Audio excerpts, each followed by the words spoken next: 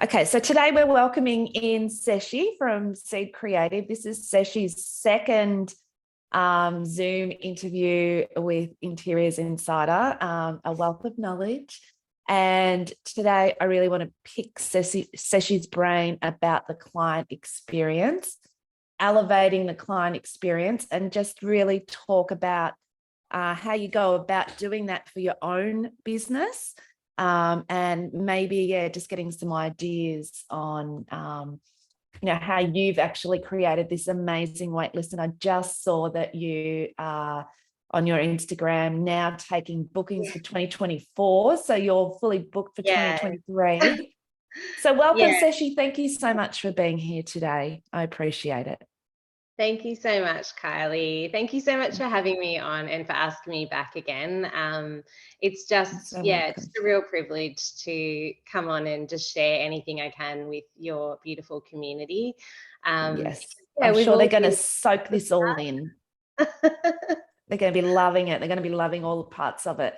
So thank you so much. But I thought maybe we'd kick off. So we know just a little bit of a background, but for those who, just being an introduction to you, you went to design school and you finished design school, and tell us a little bit what happened when you finished design school. Yeah, so I've actually come from a corporate background where my background is always in brand, marketing, graphic design. And I honestly, I loved what I did, but I felt like the work and the application of it was pretty dry, to be honest, in that corporate space. And then after becoming a mum to my two gorgeous boys, I just wanted more freedom and flexibility with what I was doing. I wanted to work with clients that actually felt inspiring to me and that I enjoyed, in terms of, being able to work on aesthetics or make a real difference. And I just kind of found there was a real glass ceiling in the corporate space, especially being a new mum and working part-time. It was sort of like the perception was that I didn't care anymore about my career, which wasn't true at all. And I just kind of really struggled in that space for a while and just didn't feel like I was making, I guess, the impact and difference that I wanted to make. And I wasn't inspired. So I was renovating some houses with my hubby at the time. We love interior design. We love renovation, or at least we did. We've kind of now, since having the boys, it's been hard to keep doing that, to be honest, with time. But at the time, I had really kind of craved a more creative career, and had thought about going to interior design school and learning all about styling and, just what that could look like. I wasn't really sure how it would translate, to be honest, in terms of a career, but I knew I wanted to do something creative. I love that space. And so I thought, okay, I'll just go into this and keep an open mind and see what comes up for me through that course and that experience. So that's 12 months, isn't it? Yeah, it's a big investment though, without a plan. Do you reckon? What did you think about that? Like, did you go, oh my God, what am I going to do with this? Honestly, if I reflect back, I was in a bit of a desperate place to make a really big change. And I did really think that I would go down that interiors path, but I wasn't sure exactly how, whether it was going to be as a designer, as a stylist, or even a commercial stylist for shoots, because I've been exposed to that quite a bit through my corporate roles. So that was another thing I had thought about. So I had some sort of ideas, but I was really quite sort of open-minded about what came up for me through the process, because I wasn't really sure where I was going to land. And honestly, a lot of the girls around me were still unsure as well.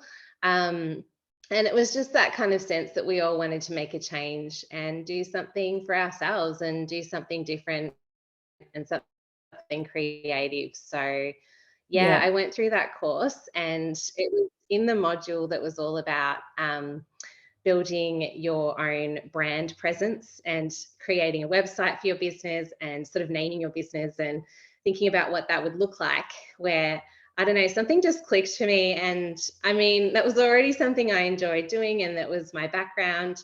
And I noticed in that module that I was loving it, and just enjoying every moment, dived right in. And I sort of found that the girls around me, not so much struggled, but for them it didn't come as naturally, and it was more they were there for, they had Yeah. skills in other ways, but this was my skill. And it was there that kind of a light Yeah. bulb moment went on, and I thought, oh my gosh, there's so many amazing creatives who need help bringing, that sort of unique perspective to life for them, and really kind of capturing their brands in a way that connects with who they want to work with. And it was sort of there that I thought, no, this is what I should be doing. Yeah, wow. And did you initially think it would be all creatives, or did you think at that stage, have you gone down that path of thinking, is it just interiors creatives, or is it creatives? Because you do more than just interiors Yes. now, but at the start, did you think about that? Was it Yeah, just always going to be? no, I think because I had that inroad with the interiors community, that was sort of, they were my initial clients.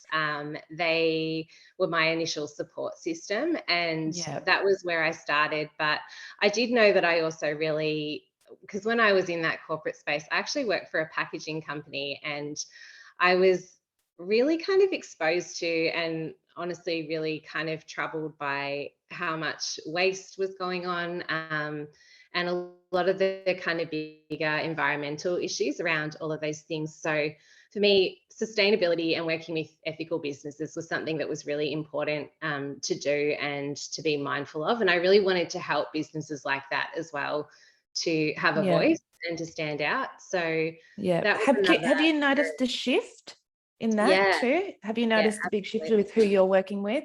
So what is it like? More people are far more environmentally conscious, and of what Yeah, their footprint is, and yeah. And it might just be who I say that or who I communicate that I work with tracked. as well. So Yeah. because I have that preference, when I work with a brand, so beyond just service providers, if they're producing a product, like if it's a fashion label or a skincare brand, I want to know a bit more about their process and what they think about before I will take them on as a client and work with them. Yeah.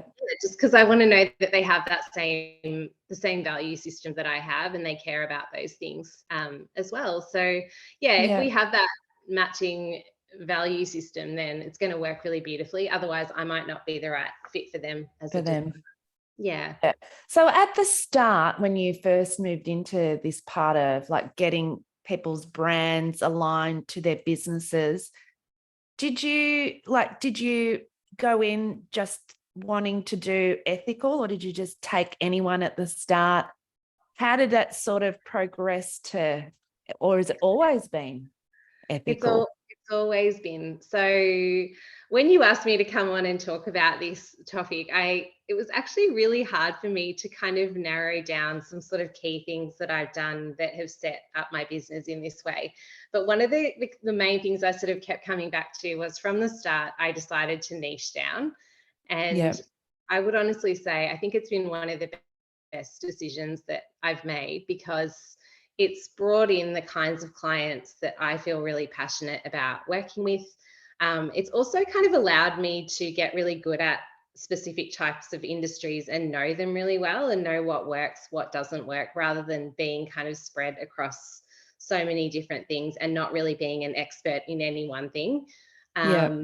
And I think too, over time as well, you build a reputation, and people essentially kind of come to you for that, because Yeah. they know they're going to get a really specific result when they do. So yeah, it's Yeah. been a really important part, I think, when I reflect back on what Yeah. actually It's set me. interesting because I'm really interested to know how you've managed to create this, amazing wait list, and have these people wanting to work with you, because I know for me, that you don't always see that happen in our industry. And I'm wondering, is there something other, like the ethical part? Let's put it, okay, niching down into that. Yeah. Is there something else that you've, really concentrated on doing to get like I can see from the external, I can probably name a few to you that you might not even know, and that I Yeah, just feel. It's a feeling, I guess, yeah, people yeah. get when they work with you. But what's the process? What are you trying to make them feel when you first speak to them? Yeah, I mean, The again, I questions think, there. yeah, no, that's okay.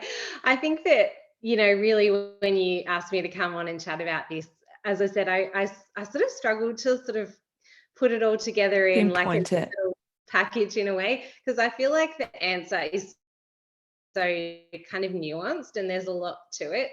Um, but some of it for me probably came a bit more naturally because I already came from a space where I valued brand and what it can do for you so much. And that was sort of quite, I guess, ingrained in me when I started out. So it came more naturally to lean on that. Yeah. But yeah, I mean, I think that, and firstly, thank you also for sharing that, when you came to me, that it was really a feeling that you had about how you encountered my brand or how you encountered me. And that kind of carried through as well. So it's really interesting always to hear from a client perspective what Yeah, that. the other side. Yeah. Yeah, yeah.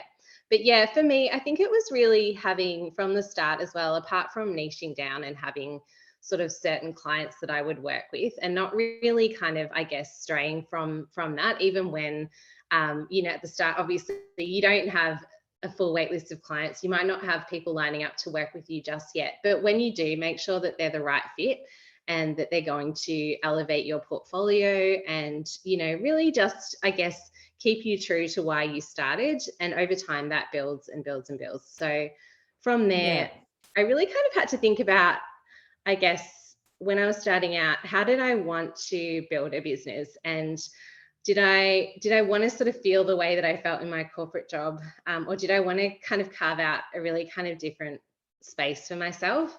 Mm-hmm. Um, for me, it was very much about, I wanted to work with clients in a really highly personal way.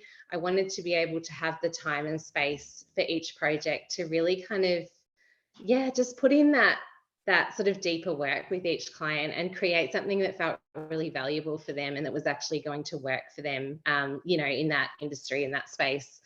And the only ways that I knew how to do that were that I really needed to make sure my price point was at a certain level so that I could take on less clients but spend more time and attention on them. Yes. And Yep. then, yeah, and just really kind of essentially positioning myself and my own brand in terms of my messaging and my aesthetics so that I was attracting the types of clients that I wanted to work with too. So yeah, there was Yep. quite a bit of sort of deeper work, especially at the start, to think about how did I want to position myself, and what did I need to think about when it came to my brand to do that.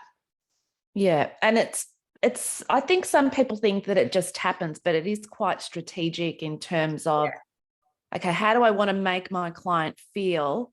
And then if I want to make them feel like this, what steps do I need to put in place to make them feel like that?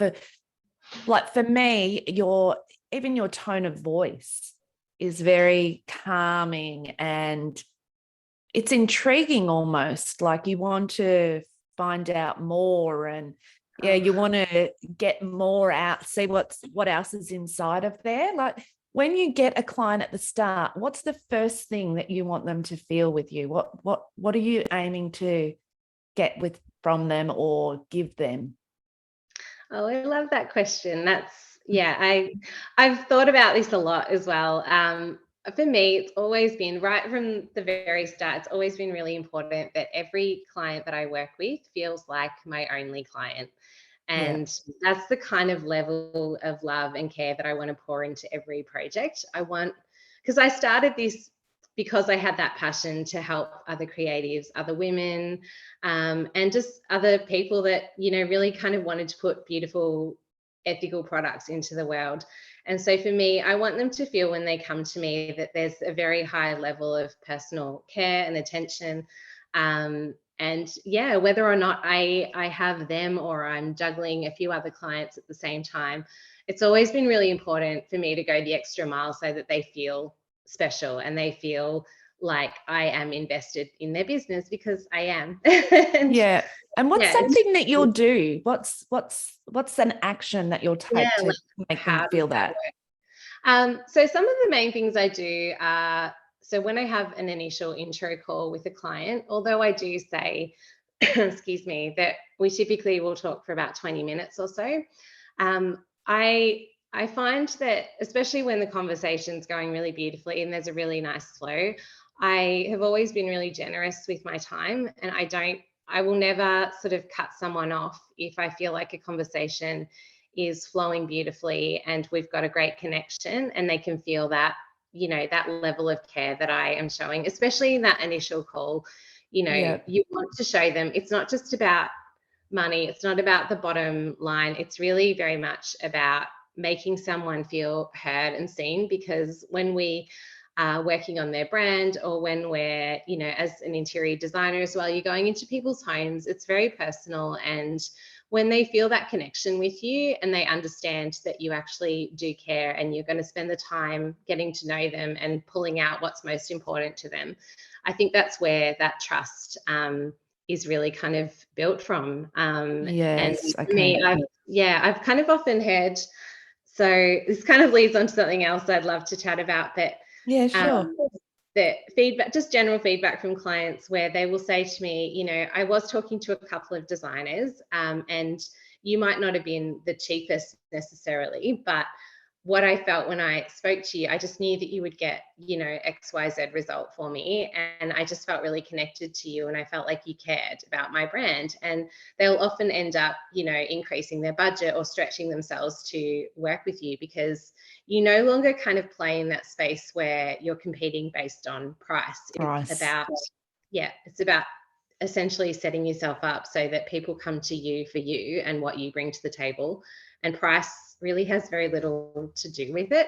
So yeah, that was sort of a point that I had noted down, when I was sort of thinking through for today, was to just be very mindful to never kind of set yourself up in a way where you are competing based on price with other people in your space, because, it's really kind of that race to the bottom mentality where really we kind of, just sort of set ourselves up to be pitted against other people for things that we have very little control over, and it kind of leaves you no freedom to kind of move up from there. No, So and it also it's just builds something to think about. resentment, doesn't it? Yeah. You actually end up resenting the work that you do because you're not being valued. Yeah. So it's a downward spiral, I think, when you get into price as well.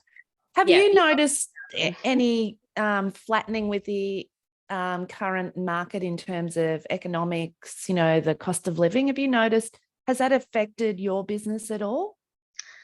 No. And Yeah, because that's amazing, I'm because so grateful. Yeah. yeah, I believe that, like I've gone through a recent launch. I've probably had my biggest launch I've ever had.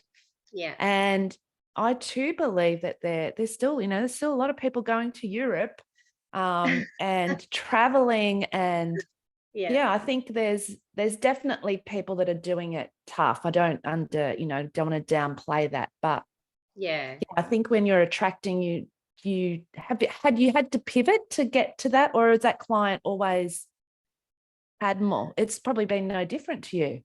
No, honestly, I've just kind of been doing what I've always done. So I think when times get tough, and it's again a really great point, because things have shifted. And I remember there was a conversation I was having with one of my family members at the start of the year, and he works in an industry that's really affected by these sorts of downturns. And I have to admit, I got a little bit nervous, and I started to feel, I think that his negativity, sometimes it kind of creeps in.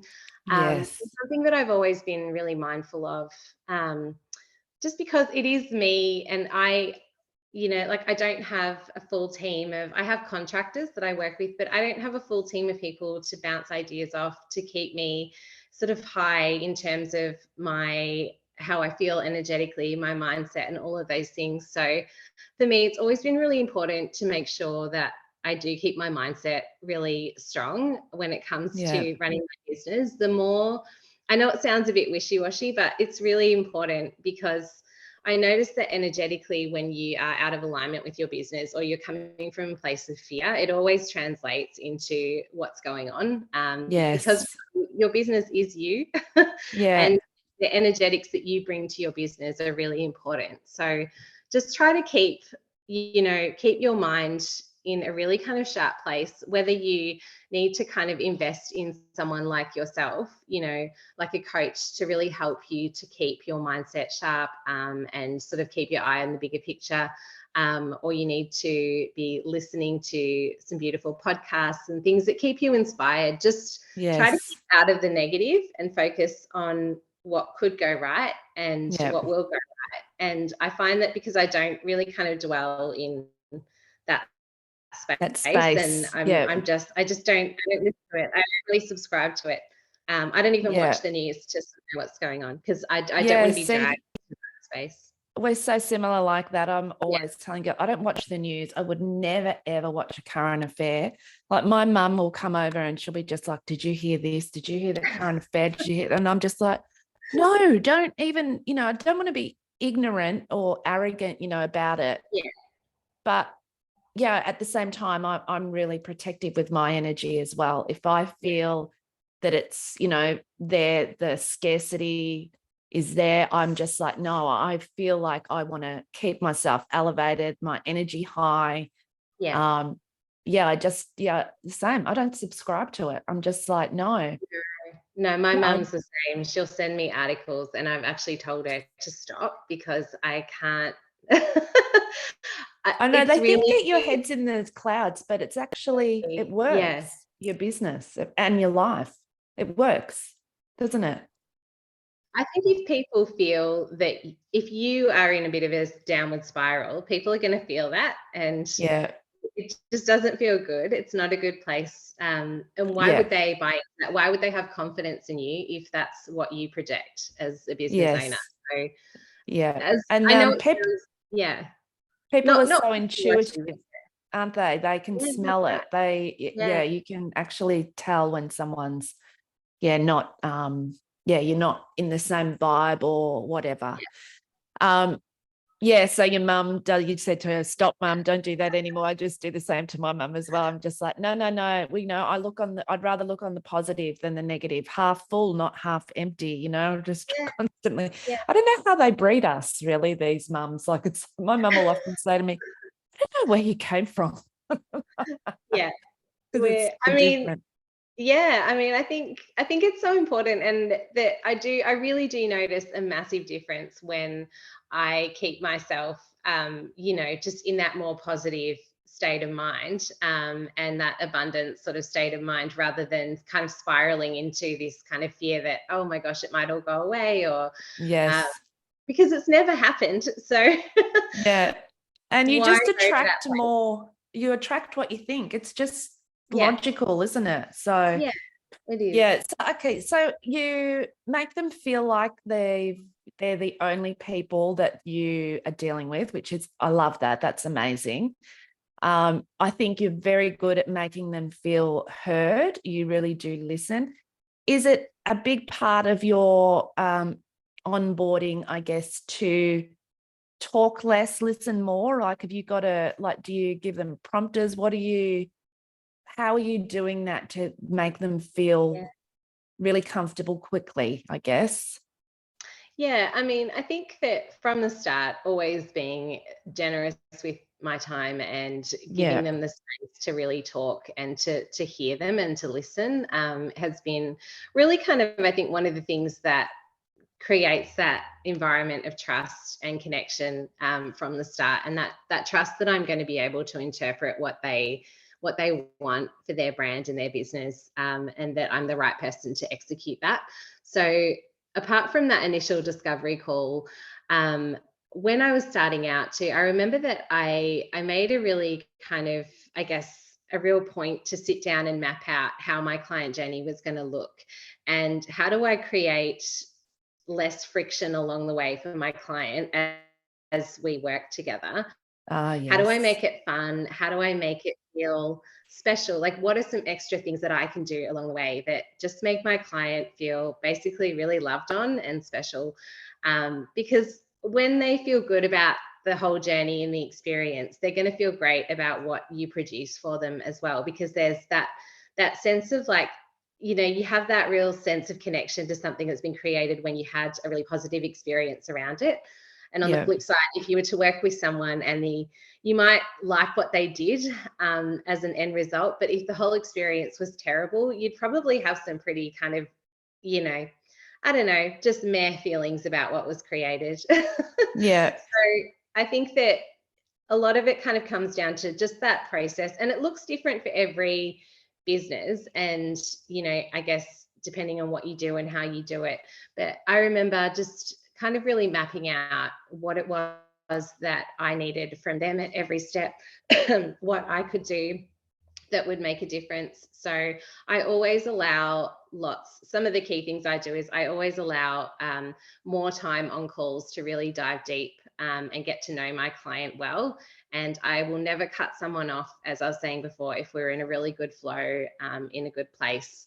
Of course, within limit, if something is going on for, say, an hour and a half, 2 hours, of course, that's, probably a time where we're just sort of talking about the same things over and over. Yes. But it's just that generosity of time, and then thinking through, when you have a full process, making sure that you set yourself up in a professional way. So we want to make sure that we have a proper onboarding process. So if we need things from our client in terms of content or ideas or inspiration, say if you're an interior designer, you might be looking for some feedback from them. What's your process around getting that and making it really clear to the client how they can help you to help them, essentially? Yes. Yeah. What's your booking process? What does that look like? Do you, is that professional? Do you have a contract in place? Do you have processes around your payment phases? What does that look like? I find that the more I am upfront with a client about what is expected of them and what they can expect from me, it's just so much more seamless, and just, helps them to have a happier experience too, because there's surprises. Yes. Yeah. So we do a bit like that to try to not get the client to say to you, what's next? You're always delivering to the client, well, this is what you can expect next. Do you use a system, an automated system, to manage your clients, or how do you do it? I haven't in the past, no. Although this year I am starting to move to Notion. So I've had a VA help me set up my Notion process, so that I can just kind of have a better, I guess, bird's eye view of all my projects, project management. And then for next year as well, we're going to work on a client portal in Notion, so that I can, just kind of better set up that experience so that clients, again, know what to expect, and they know what I will need from them, where things are tracking, where things are at. So in the past, it's just been me essentially trying to be a really good communicator. But kind of as you go along too and you get busier, it does become hard to keep all those balls in the air. And that's why I've really, just tried to, you're always fine tuning, you're always tweaking. If you need to tweak things and you feel like it's starting to become a bit much for you to do on your own, then systems are amazing. And even just reaching out for help where you need it. So if you know that you're not, maybe you are not the best on emails, or you're not the best in terms of the kind of admin behind keeping all your numbers up to date and all of those things, it's really important to get help where you're not, maybe it's just not your zone of genius. And it takes so much off your plate, but it also helps your client experience, because they then feel like, they don't feel, I guess, the kind of the brunt of if something isn't kind of going smoothly for you in the back end. You don't want them to feel that. Yes. And how many clients would you juggle at once, roundabout? That's, again, just another, it's a hard question. So for me, a kind of sweet spot is typically around 2 to 3. of course, sometimes things happen and projects run over, and there have been times where it can become quite a bit more than that, and that's not an Yes. ideal place to be in. Yeah. Because for me, having that level of personal care for clients has always, as I was saying, been really important. So for me to have, a certain number at any one time is really important so that I can do that well, and not drop the ball, because, your brand might attract a client into your space, and those initial conversations attract the client into your space. But then it's about, how do you not drop the ball the whole way through? How do you keep them, Yes. That feeling elevated level of care the whole way through? Because when they feel it through the whole journey, that's where they come away from it just, they rave about that experience. They feel like it's something that they want to kind of, tell everybody about. scream at the top of their It's lungs. that feeling that you can. Well, Yeah. they say that they're, the key to a standout brand, or, a business, is that client referral. And it all really comes down to, and I actually interviewed, I don't know if you know her, Luann Nigara from, she's an American who sort of does what I do, but in America. And I interviewed her, and it was an amazing interview. I interviewed her for the membership. And she says that, it's like going to a restaurant. You can have the most amazing meal, but if someone has two different experiences, even though the meal was amazing, if their experience, one had an awesome experience and one didn't, then that one, even though they had a great meal, they're not going to refer you. Even though you might get a great end brand, if the experience wasn't amazing, you're not going to rave about them. And I think it's so important that we understand that. And that's how you get that. That's how you get the longevity in business, I guess, from those reviews and doing whatever. I mean, that doesn't mean that things don't go wrong. And but I guess, you got to fix those things and finesse them along the way, and make sure it doesn't happen to the next client. And I think it's never static. It's something that, I had thought about it at the start, obviously, and mapped it out, and really kind of thought about, at every stage and phase of delivery, how do I make this easy for my client? So putting yourself in that client's shoes and thinking, if I was a client, how would I feel, going through this process with this designer? What can I do to make it straightforward, easy? What can I do to always be preempting their needs at the next step, or communicating with them about, when things were going to be happening? So every time when I start, or when I have a certain phase of delivery, I'm always preempting it, and I'm communicating the next step and saying, okay, at this next phase, you're going to see this from me. And then this is where I need your feedback on this. And it's very kind of clear through the whole process what I'm going to deliver, what the client needs to provide to me, so that we can keep things moving and keep things, just, I guess, aligned with that end goal and the outcome. And I think crystal clear communication, isn't it? Yeah, that's right. Yeah, all the way along, every touch point. And is the main touch point email? So you're doing that through email, along the way? At the moment, but, because I am always thinking about how I can do things in a better way, in a different way, I will move to Notion, but that's sort of a bit of a process. So it's, it's just slowly kind of staggering it over, because I don't want to roll it out and then have problems along the way. I want it to be really smooth. So it's just taking my time with it and thinking it through before I move the way that I What made you think of Notion, like choose Notion? You just played around with a few? Played around with a few, but also just listening to a few podcasts, and sort of hearing a couple of design agencies talk about Notion and how amazing it is, and just the level of kind of personalization you can achieve with it, not only for your own sort of project management, but also for the client, and for them to experience a portal that really kind of sets themselves up for the whole project and lays things out. And I guess there's lots of different different platforms you can go with. It kind of requires a bit of research to kind of think about what might work for you. And here I am, 3.5 years into my business, and it's only now that I'm really kind of starting to do these things, because I had thought about other platforms like even Dubsado and some other Asana and things like that, but it just didn't really feel right for me. And I wanted to kind of wait to find the right platform. And now that I feel that I have, I'm investing in setting it all up properly.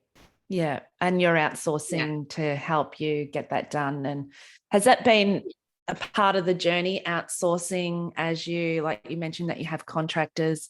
Yeah. Was that a big step? Did you do that before you were ready? How did that all happen?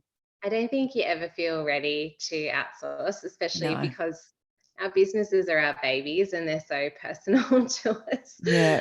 And especially when you have, that client process is so important and tightly held, it's really hard to kind of let go of the reins a little bit. But I, over time, have found a few amazing people that I know have the same values that I have. And through a bit of trial and error, you find the right people. You've just got to set aside that feeling of fear of letting go of some things.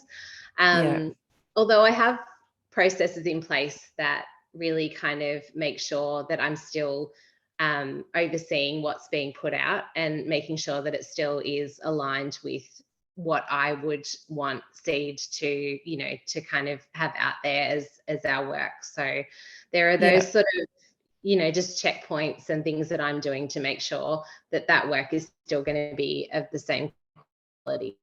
And Okay. But And so I don't know if I answered your question, but no, you have. Yeah, because I think that's biggest part is outsourcing so that it still remains you. Like, it's a big trust thing, isn't it, to outsource when you've been the one that's built this brand, and it's your voice, it's you, it's everything about it is you.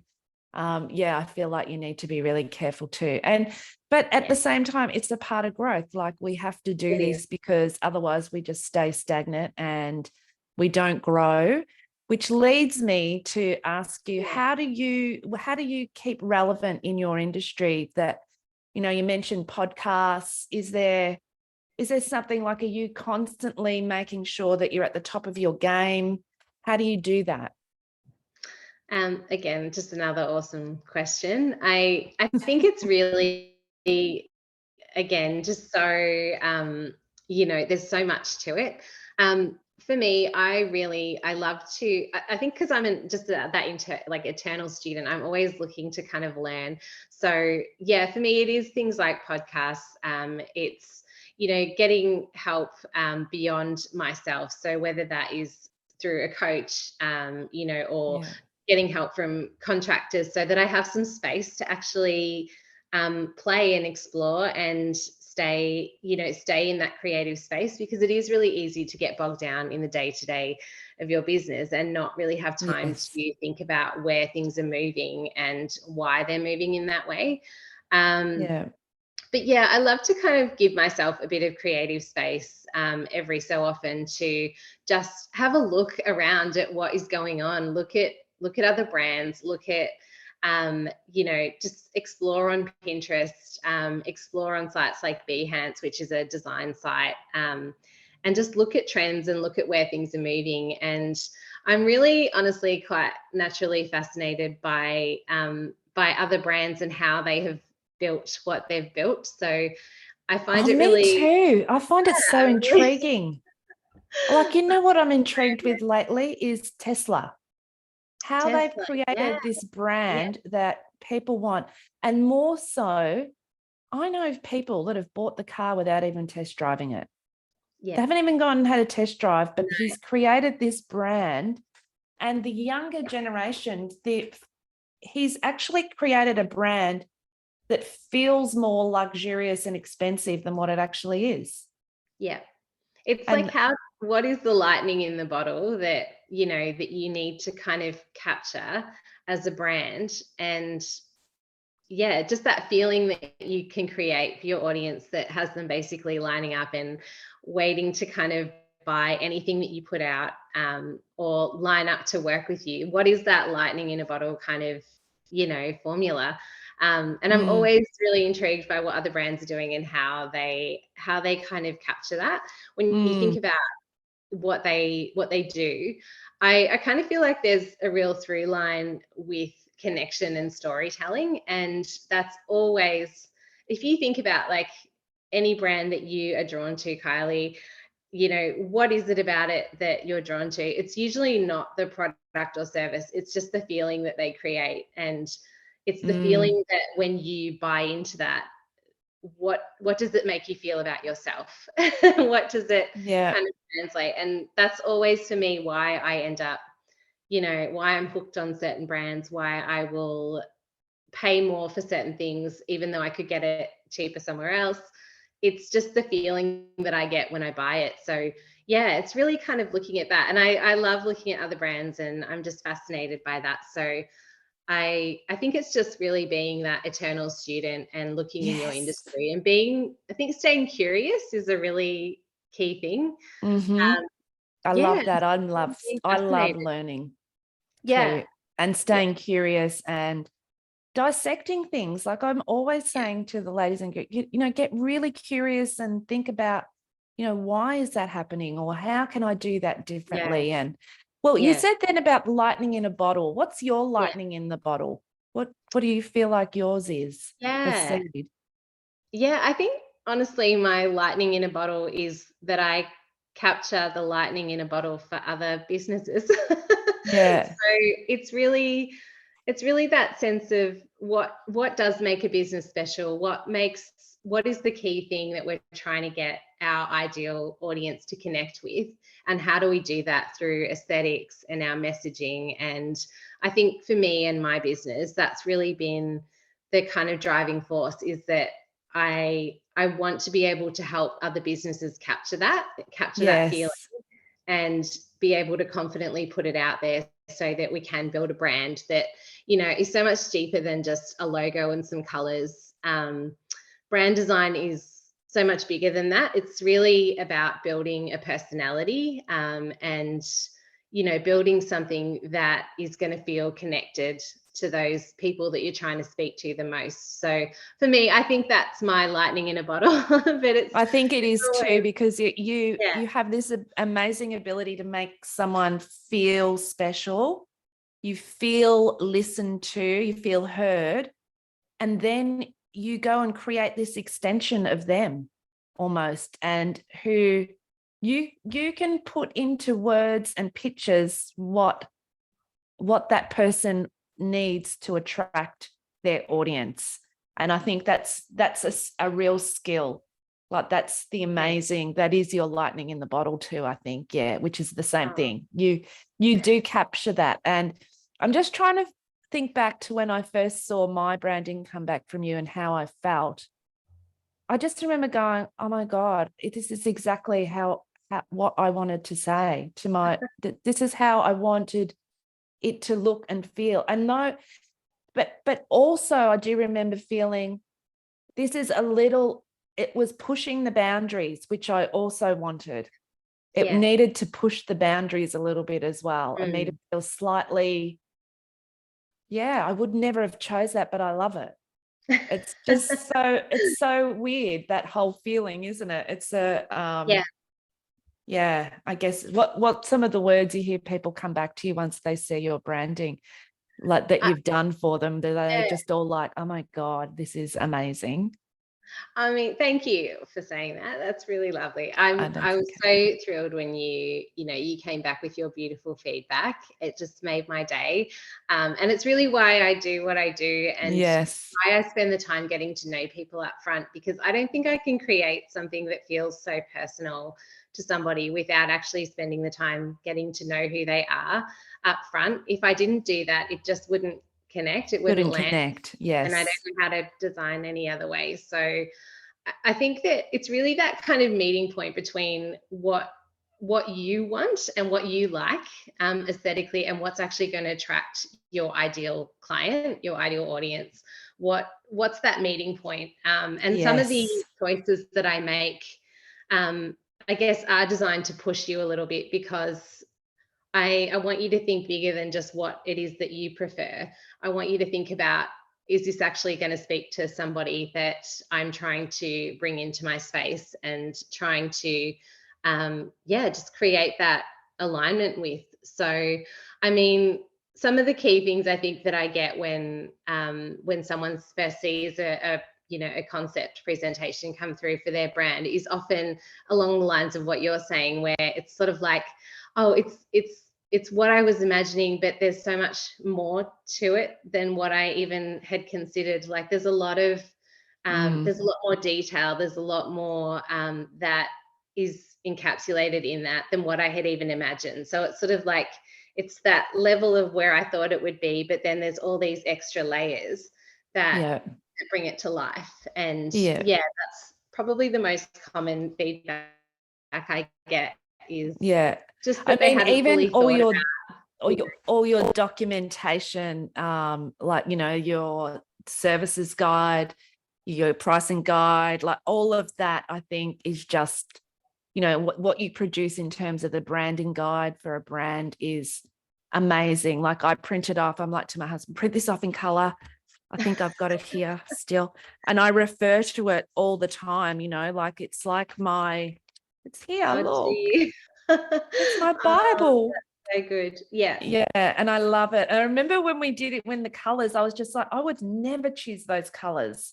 And then to have them all there in the fonts, I think the detail in that is, it's amazing. It is beautiful. That brand style guide, I love that. No, I'm so glad, because you should know how it translates, right? If you don't know how to use it and how to make it translate in other ways across multiple platforms and different touch points in your business, it's sort of useless without that extra information. And I think that that's something that when you're starting out, and as soon as you can afford to, really think about what it might mean for your business and the value it brings to work with a brand designer, and the difference between a brand designer and, say, a graphic designer who, might be able to create a logo and a color palette for you. But what's the bigger connection there? Is a logo and a color palette going to, be of great value to your business alone? Probably not. It's really just, how do we build a whole personality around your business that's going to connect, and the layers and the kind of intricacy to your business that really kind of has people intrigued and wanting to kind of line up and work with you. What is more? Yes. The lightning in the bottle. Yeah. So, if just dissecting it, before I ask one last question, dissecting it, how have you built the wait list to it? Because I know you're not one to say, I've got one spot left, or I'm fully booked, or you don't use that language. And I think that's really a key point, because that language can deter people, I think, from working with you, because just like saying, I'm so busy, because, Aussies always, it's that tall poppy syndrome thing where I feel like it is like they want to, if you're doing that, they want to go, okay, well, they're always after the underdog. Is that a purposeful thing, that language that you use? I want to say yes and no. I would love to say I'm that strategic, but I'm probably not. I think it's really just, that's my personality. So I'm not really someone that's going to stand up and, I mean, I'm not, me, I'm not someone, I don't really jump on Instagram stories. I'm more the shy girl behind the camera. It's just not my thing to kind of stand up and say things like that. But I think maybe when I really kind of dissect it, at the start, I remember being really kind of struck by, it kind of goes back to what I was saying before about, I really needed my studio to be at a certain price point so that I could work with the kinds of clients I wanted to work with and give them that high level of personal care. And when I was thinking about what does that mean, or how do I position my studio in that way as a more sort of a high-end experience for a client who was willing to pay that sort of more high price point, what do I need to do? I sort of had a bit of a look at, if you think about a luxury brand, like say Chanel or whatever it might be, what are they doing differently? Why would they pay thousands of dollars for a handbag? Yes, when they I'm could buy intrigued by this too. Why do you think it is? It's most likely, I mean, sure, it's well made and all those things, but what is it about their brand and the way that they kind of position themselves? And it's very much that, again, they don't pit themselves based on price at all. It's very much about the feeling of luxury and what you feel about yourself when you buy into that. And just kind of taking some of those lessons from it. It's the whole experience that they create from, the minute you might look at their Instagram feed, their website, the fact that even just to go into a store, there are security guards standing there. There's a feeling of exclusivity around it. And I think that they're not ones to kind of stand on top of the roof and say, we only have X amount left, or they never go on sale. There's all those things. There's a feeling of just, they are what they are. This is the price point. They do what they do really beautifully. It's exclusive. Not everybody can get access to that. And how does that translate into your business in a more tangible way? So, I mean, I definitely have thought about that. I don't know that I've been fully that strategic. And I think you've been able to capture that, because it is a feeling, and you do have this exclusivity factor. Like if you work with Seshi, it's like you're going to get an amazing brand. Like I think you have done that. That's what intrigued me. I was just like, yeah, you have. Yeah, I think like you've been able to achieve that. And you mentioned something then, which I think a lot of people in my group will really resonate with, because we've got these loud people, the extroverts, and then we've got the introvert. And you've also been able to build your business, I'm going to say, as a relative introvert. Would you say, like, you're not an introvert, definitely. but you're quiet, you're not out there banging on Instagram. How do you promote yourself when you're an introvert? Again, such a good question. I really don't do any active marketing, which is kind of insane to me. And I recently had a bit of a look at all my numbers for the last couple of years and realized that pretty much 90% of my work comes from referrals. So that's kind of, it's just blown my mind. So a very small portion of that is coming from Instagram. And I mean, I think there's definitely a space for everybody and every way that they want to go about things. So, if that's your thing, then get out there and, be on Instagram and show up. But for me, that's just never felt, I don't know, it's just a bit of a struggle for me.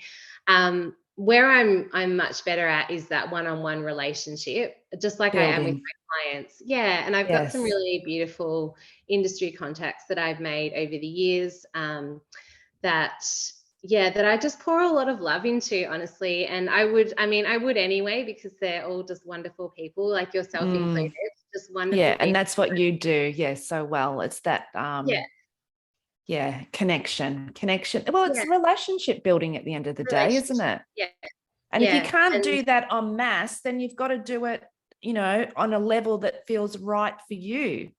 And if that means intimate one-on-one connections, and even, I don't want to say that they're strategic, but in a way they do. Some of them do have to be like within your industry to make it work for you. Of course. You've got to find your what's the way? You've got to find your way. I suppose it's a bit like anything, isn't it? Yeah, you're going to be able to. Does it feel authentic to you? Because when it doesn't feel authentic to you to show up in a certain way, it's just never going to land. No, you'll feel weird about it. People pick up on that energy and that vibe. So I've just always tried to do things in a way that felt right for me. And for me, that one-on-one relationship, whether it's through somebody who is in like a complementary space to mine, like a coach who is working with clients and they send clients my way. I have other designers that I just have relationships with, and we all send work each other's way if we can't take on someone. Copywriters that so there's a few people that are in my that's amazing, in your orbit. And that's so good. And that's I see that so often as well, that's a success tool, to be able to, you don't have to build relationships on the mass, but you can build them on a smaller scale as well. So I think that's really important to know. And then one last question, Seshi. I think I've answered all those things for you. You've done amazing. Like, I think it's any time where I can dig in and just get some insider information, I always find, like, I too, I'm intrigued. Like, I want to know this. I'm that lifelong learner as well. So, and it's something that I love to do and hear about as well, because it's anything that can help you move forward. But offboarding, have you got, what's your process like? What do you do to offboard a client? When I offboard, it's really important for me to, again, give that time and space for a client to really understand what has been developed, how they can use it, and how it's going to be valuable for them. So whether that's a brand or a website, and we do training and have a session, I always try to build in that extra time so that we can chat, so they can really understand it and ask questions. And then I always follow it up with a gift and a personal thank you note. It's really just important for me, as I was saying, to just love on people the whole way through and just leave them feeling really special right till the end. And just always expressing that gratitude, I think, at the end too, for that person, for trusting in you, for showing up so wholly for that collaboration and that project, and just kind of expressing the fact that you want to, stay in their life. You want to know what's going on with their business, that you actually do care. And as an interior designer too, working with clients and being in their homes so personally, I think it's a beautiful thing to just express that gratitude and express that you want to stay in touch, you want to know what's going on with them, because you do develop a really beautiful relationship along the way. And I think that's what helps people feel connected and stay connected to you even when the project's over, whether that is that they think to come back to you for something later on, or they might, be talking to friends and they can't stop raving about this, wonderful interior designer that they worked with, who they just felt really cared. Because I think that, funnily enough, care and genuine connection is so kind of lost in our world. That it's just really, people aren't used to actually having conversations with people who genuinely care about them anymore.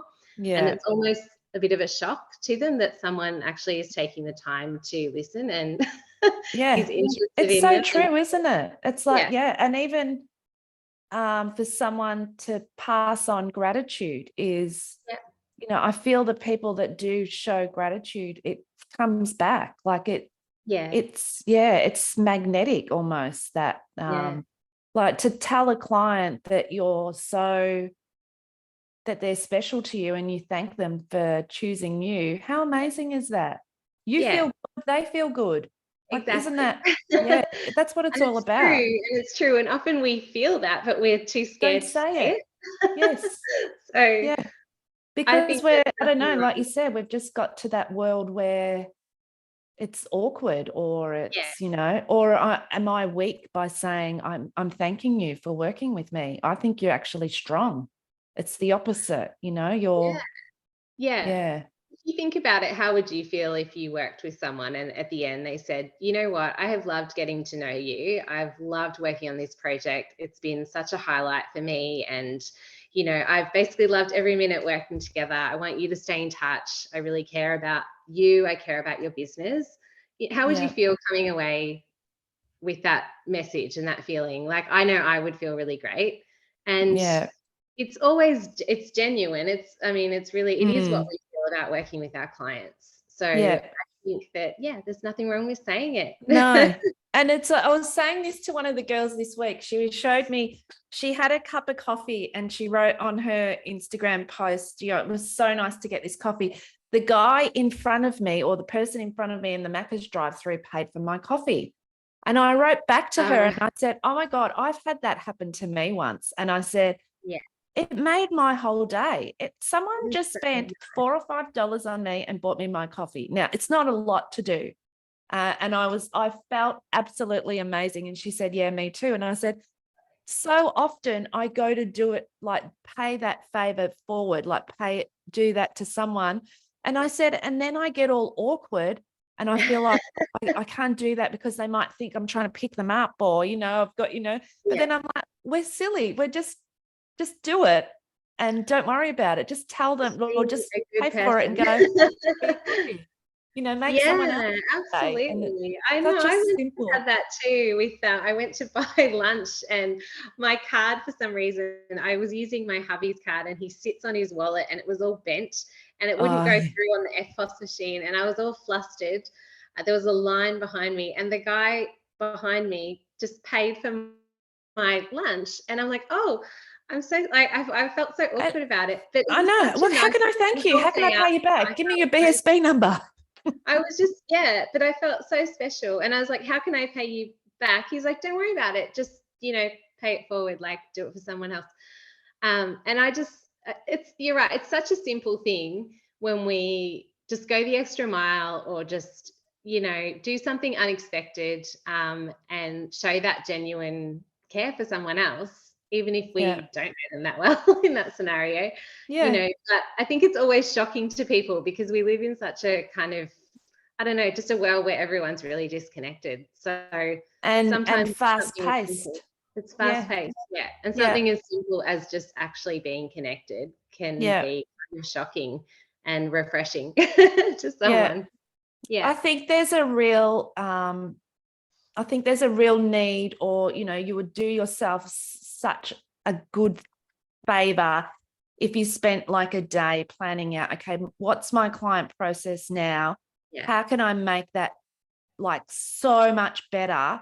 Implement it, map it out, and then start implementing it from the next client and just see what it does to your business. And find your own magic along the way. Find what makes your lightning in a bottle. Find your lightning in the bottle. I think that's so good. That's amazing, Seshi. Thank you so much for bringing all of that amazingness. I hope that I was able to, really touch on some of these things and elaborate on them for you. I think, it's always hard to boil down something that. And particularly I think for you, it comes naturally. So to actually articulate it sometimes is a bit harder, isn't it? To actually, okay, well, how has this happened and why did it happen? How did I do that? And look, sometimes in your case it happens, and in other people's case, you can still make this happen even if it doesn't come naturally. You've just got to be aware of what it is and just start doing. And I think you're right. Give more than you take.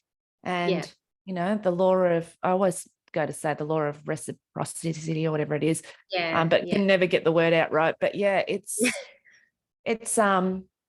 I think taking away that connection and how much someone feels is amazing. So yes, thank you so much. I so appreciate your time. I can't wait to have you on the panel when we're going to meet again in August. That's going to be amazing. I'm going to have lots more questions for you there. And it'll be fun. And I know that there's so many people that are coming that really want to see you. And hopefully they'll all have questions for you as well. So that day is going to be super fun. So thank you again. I really appreciate your time. And it's beautiful to see an insight into you and your business.